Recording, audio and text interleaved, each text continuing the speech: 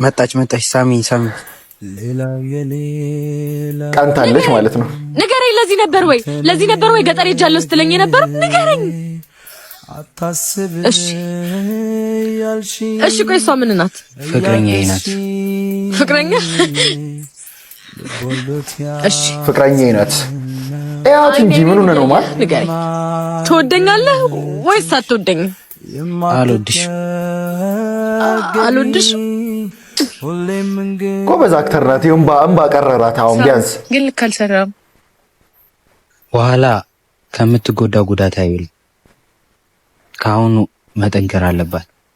እኔ ስራሳይ ነው ይሻላል። ከብሻ ምንድነው ሳሚ ተቀየረብኝ? ኧረ እኔ ምንም ማቆ ታሪክ የለም። ታውቃለህ እንጂ ንገረኝ። የምር ምንም ማቆ ታሪክ የለም። በዛ ላይ ደግሞ አስምሎኝ። ቆይ እኔ ራሴ እንዳጠፋ ነው እንዴ የምትፈልጉት? አቦ በቃ ሳሚ ሊሞት አንድ ሳምንት ነው ይቀር።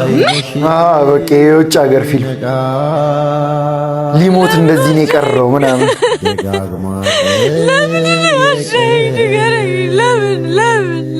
ጀምሮ ከሳምንት በኋላ የሚሞት ሰውዬ እንደዚህ አይነት ሜዲካል ኮንዲሽን ነው ወይ ያለው? በቃ ኖርማል በላ አንተ ሊሞት እኮ አንድ ሳምንት የቀረው ሰው እኮ በጣም ምን አይነት ሲቹዌሽን ላይ እንደሚሆን ማለት ነው።